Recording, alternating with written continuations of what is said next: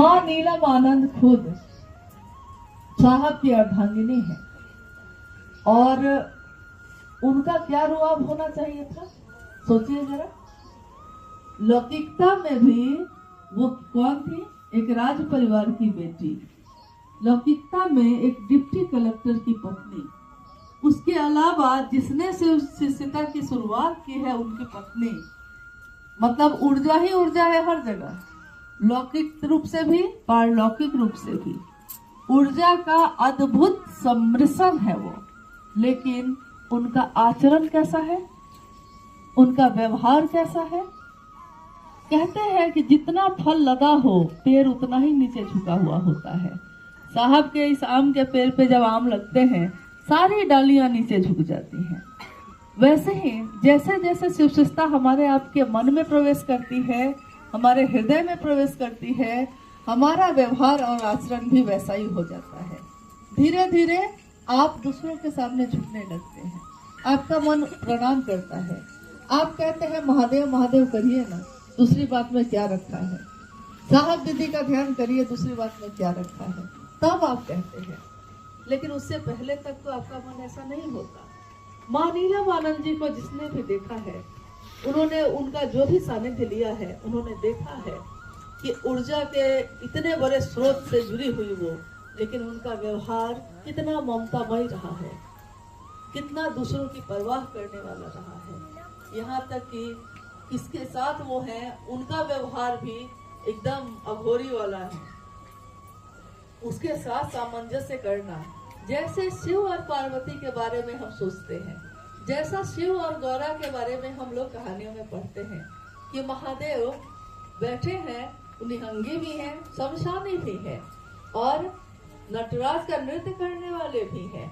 लेकिन माँ गौरा अपने प्रेम से अपने पिता के महल को छोड़कर न्यूनतम व्यवस्था में गृहस्थ आश्रम का साकार आदर्श बनकर महादेव के साथ बैठी हैं अर्धांगिनी स्वरूप में। स्वाभाविक है शिव का शिष्य भी वैसा ही होगा। तो इस युग में प्रथम शिव के शिष्य हुए वरेण्य गुरुभ्राता साहब हरिनानंद जी, और पहली बार उन्होंने इस बात को कहा माँ नीलम आनंद जी से। उन्होंने पत्र लिखा माँ को कि नीलम, मैंने शिव को अपना गुरु बना लिया है, तुम भी शिव को अपना गुरु बनाओ।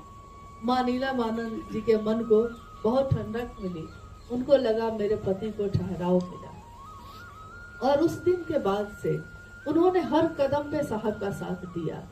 शिव और शक्ति के अद्भुत सम्मिश्रण से, अद्भुत प्रेम से जो बात पैदा होती है उसका प्रभाव भी वैसा ही होता है। जगत में कहते हैं कि शिव के शिष्यों का एक सामान्य भावाचरण भी जगत के लिए अनुकरणीय है। शिव के शिष्यों का सामान्य भावाचरण, आपका उठना, आपका बैठना, आपको किसी का प्रणाम करना, किसी से बात करना अनुकरणीय होता है। लेकिन यह भी एक दुर्भाग्य ही है कि कभी कभी कहते हैं गुरु भाई हैं, गुरु बहन हैं, लेकिन कभी कभी उनकी भाषा बहुत ज्यादा खराब हो जाती है।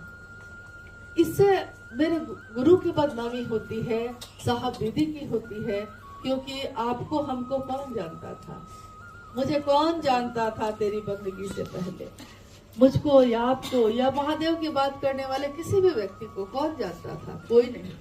आज कोई जानता है अगर, तो वो जानता है कि आप शिव की चर्चा करने वाले लोग हैं, शिव की बात करने वाले लोग हैं, और आपके पीछे वो महादेव साहब दीदी को देखता है, इसलिए आपको नमन करता है, इसलिए आपका सम्मान करता है।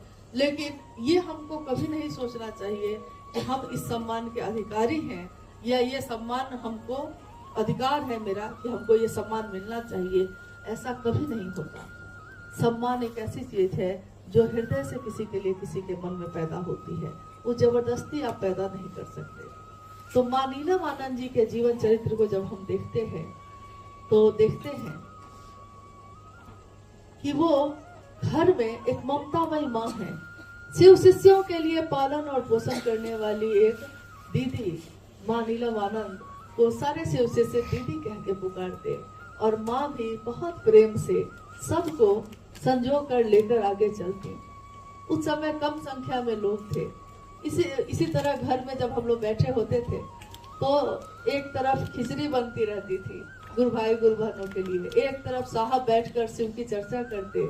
माँ नीलम आनंद उस समय मतलब जो पनवट्टा आप साहब के हाथ में देखते थे, शुरू में साहब पनवट्टा नहीं रखते थे, वो पान की एक टोकरी रखी रहती थी।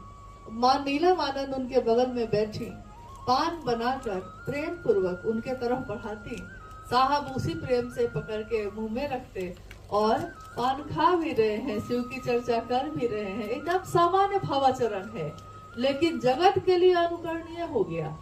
सामान्य भावाचरण में वो शिव की बात कर रहे हैं। साकार आदर्श जो गृहस्थ आश्रम के हैं वो शिव हैं, और साकार आदर्श के रूप में इस धरती पे हम लोगों ने साहब दीदी के जीवन को भी देखा है। जब वो शिवलीन हुई तो लगता था कि उसके बाद उनका भी सारा जो ममता प्रेम जो उनकी परवाह थी सबके लिए, साहब के हृदय में जैसे समा गई हो।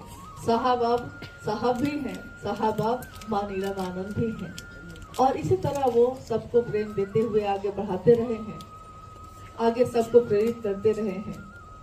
आने वाला समय जब हम आप जिन्होंने साहब को अपनी आंखों से देखा है, आने वाली पीढ़ी न उनको इन आंखों से देख पाएगी, न देख पाई है, न देख पाएगी, लेकिन आप और हम जो उनको बताएंगे वो वही सुनेंगे। आज हम इतिहास की कहानियों को पढ़ते हैं कि कोई संत आए, कोई महात्मा आए, लेकिन आने वाले समय में शिव के शिष्य लोगों को बताएंगे कि एक युग पुरुष आए धरती पे जिन्होंने जन्म लिया, शिव का जिनमें ऊर्जा का संचरण हुआ, और जिन्होंने अपने द्वारा सभी जगत के रहने वाले सभी लोगों में उसी का संचरण किया, न कम किया न ज्यादा किया, कुछ भी अपने पास नहीं रखा, सब कुछ सबको दे दिया। मुझसे मनुष्य जो होते हैं कंचन का भार न ढोते हैं, आते हैं रतन बिखराने को। जगत में जो रतन उनके हाथ में है वो बिखरा के चले जाते हैं।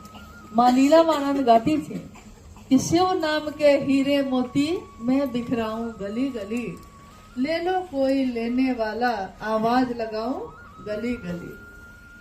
आज भी गुरु भाई गुरु बहन इस भजन को गाते हैं, तो उनके गाए हुए गीत, उनकी बोली हुई बात कि शिव चर्चा में, शिव की शिष्यता में जो भी गुरु का काम करेगा, जो भी आगे बढ़ेगा, मैं छाया बनकर सदैव उनके साथ रहूंगी। आज भी उनके आंचल की छाया हम उसी तरह महसूस करते हैं।